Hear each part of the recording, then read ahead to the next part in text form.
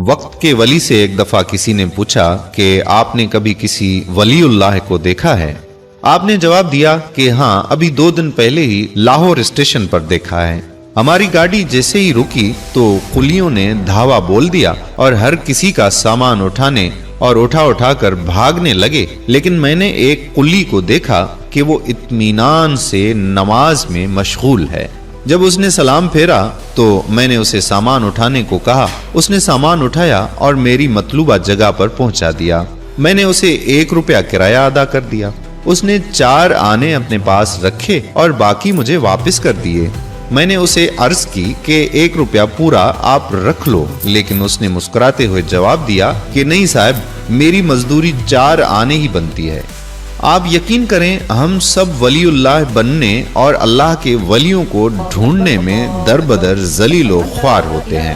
ہم سمجھتے ہیں کہ ہمیں مشکل ترین ریاضتوں، مشقوں اور مراقبوں سے گزرنا پڑے گا، ساری رات نوافل میں گزارنی پڑے گی، یا شاید گلے میں تسبیح ڈال کر میلے کچیلے کپڑے پہن کر اللہ کی صدا لگانا پڑے گی، تب ہم ولی اللہ کے درجے پر پہنچ جائیں گے۔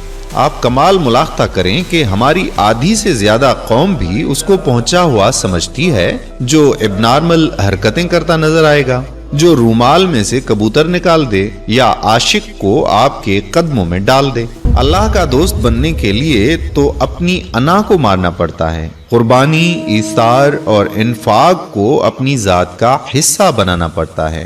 اشفاق احمد صاحب کہتے ہیں کہ ایک دفعہ میں نے اپنے بابا جی سے پوچھا کہ عشق مزاجی اور عشق حقیقی میں کیا فرق ہے۔ انہوں نے کچھ دیر سوچا اور کہنے لگے کہ بیٹا، کسی ایک کے آگے اپنی انا کو مارنا عشق مجازی ہے، اور ساری دنیا کے سامنے اپنی انا کو مار لینا عشق حقیقی ہے۔ جنید بغدادی اپنے وقت کے نامی گرامی شاہی پہلوان تھے۔ ان کے مقابلے میں ایک مرتبہ انتہائی کمزور، نحیف اور لاغر شخص آ گیا۔ میدان تماشائیوں سے بھرا ہوا تھا۔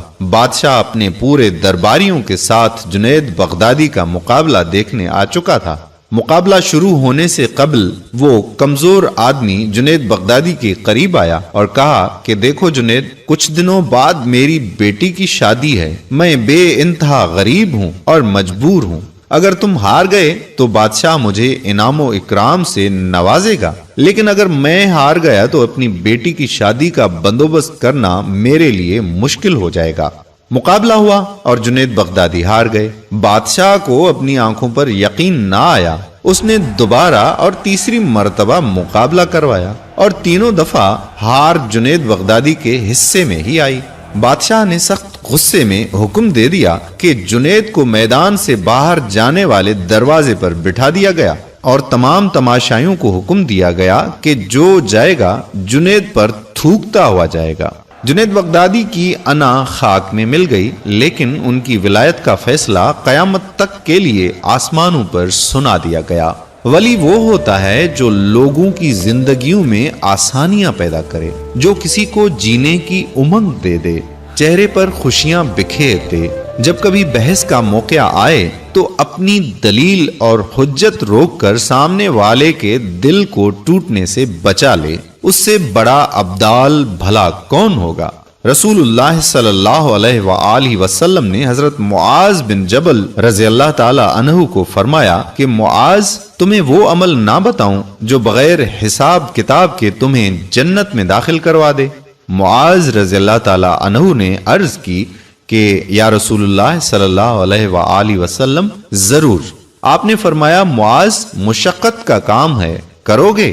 معاذ رضی اللہ تعالی عنہ نے جواب دیا کہ یا رسول اللہ صلی اللہ علیہ وآلہ وسلم، ضرور کروں گا۔ آپ نے فرمایا کہ معاذ، مسلسل کرنے کا کام ہے، کرو گے؟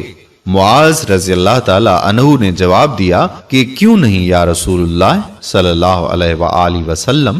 آپ نے فرمایا کہ اے معاذ، اپنے دل کو ہر ایک کے لیے شیشے کی طرح صاف اور شفاف رکھنا، بغیر حساب کتاب کے جنت میں داخل ہو جاؤ گے۔ معروف خرقی رحمت اللہ علیہ نے فرمایا کہ جس کا ظاہر اس کے باطن سے اچھا ہو وہ مکار ہے، اور جس کا باطن اس کے ظاہر سے اچھا ہو وہ ولی ہے۔ विलायत शख्सियत नहीं किरदार में नजर आती है। इब्राहिम बिन अदहम रहमतुल्लाह अलैह की खिदमत में एक शख्स हाजिर हुआ और चंद दिन रहने की इजाजत मांगी। आपने इजाजत दे दी। वो कुछ दिन साथ रहा और इंतहाई मायूस अंदाज में वापस जाने लगा। इब्राहिम बिन अदहम रहमतुल्लाह अलैह ने पूछा कि क्या हुआ बरखुरदार, क्यों आए थे और वापस क्यों जा रहे हो? उसने कहा कि हजरत आपका बड़ा चर्चा सुना था, इसलिए आया था कि देखूं कि आपके पास कौन सी कशफ व करामात हैं। इतना बोलकर वो नौजवान खामोश हो गया। इब्राहिम बिन अदहम रहमतुल्लाह अलैह ने पूछा कि फिर क्या देखा? कहने लगा कि मैं तो सख्त मायूस हो गया, मैंने तो कोई कशफ और करामत वकू पजीर होते नहीं देखी। इब्राहिम अदहम रहमतुल्लाह अलैह ने पूछा कि नौजवान ये बताओ, इस दौरान तुमने मेरा कोई अमल खिलाफ शरीयत देखा या कोई काम अल्लाह और उसके रसूल के खिलाफ देखा हो? उसने फौरन जवाब दिया कि नहीं, ऐसा तो वाकई कुछ नहीं देखा। इब्राहिम बिन अदहम मुस्कुराए, उसके कंधे पर हाथ रखा और बोले, बेटे मेरे पास इससे बड़ा कशफ और इससे बड़ी करामत कोई और नहीं है। जो शख्स फराइज की पाबंदी करता हो, कबायर से इज्तनाब करता हो, लोगों की जिंदगियों में आसानियां पैदा करता हो, आप मान लें कि उससे बड़ा वली कोई नहीं हो सकता। अल्लाह के वली की सबसे बड़ी निशानी ये है कि वो साहिबे हाल होता है, ना माजी पर अफसोस करता है और ना मुस्तकबिल से खौफज़दा होता है। अपने हाल पर खुश और शुक्रगुजार रहता है। जो अपने सारे गमों को एक गम यानी आखिरत का गम बनाकर दुनिया के गमों से आजाद हो जाए, वही वक्त का वली है। एक सहाबी रज़ियल्लाहु ताला अन्हु ने पूछा कि या रसूलुल्लाह सल्लल्लाहु अलैहि वसल्लम, ईमान क्या है? आपने फरमाया कि सब्र करना और मुआफ करना। आप यकीन करें कि तहज्जुद पढ़ना, रोजे रखना आसान है, लेकिन किसी को मुआफ करना मुश्किल है। रसूलुल्लाह सल्लल्लाहु अलैहि वसल्लम ने फरमाया कि इस्लाम का हुस्न ये है कि भूखों को खाना खिलाओ और हमेशा अच्छी बात जुबान से निकालो। जो सब्र करना सीख ले, भूखों को खाना खिलाए, हमेशा अच्छी बात अपनी जुबान से निकाले और लोगों के लिए अपने दिल को साफ कर ले, उससे बड़ा वली भला और कौन हो सकता है। याद रखें कि जो लोगों से शिकवा नहीं करता, जिसकी जिंदगी में इत्मीनान है, वही वली है। जिसके दिल की दुनिया में आज जन्नत है, वही वहां जन्नती है। और जिसका दिल हर वक्त शिकवे, शिकायतों, हसद, कीना, बुग़्ज़, लालच और नाशुक्री की आग से सुलगता रहता है, वहां भी उसका ठिकाना यही है।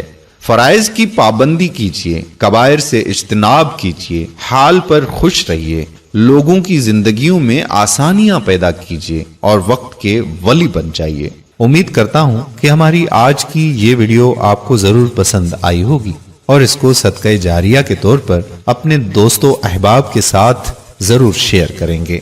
अगर आपने अभी तक हमारा पेज प्यारा इस्लाम लाइक नहीं किया तो अभी से लाइक करके फॉलो कर दीजिए और साथ साथ हमारे YouTube चैनल प्यारा इस्लाम को भी सब्सक्राइब कर दीजिए ताकि हम ऐसी मजीद मालूमाती और दिलचस्प वीडियोस आप तक पहुंचाते रहें। जज़ाकल्लाह खैरा। अस्सलामु अलैकुम व रहमतुल्लाहि व बरकातहू।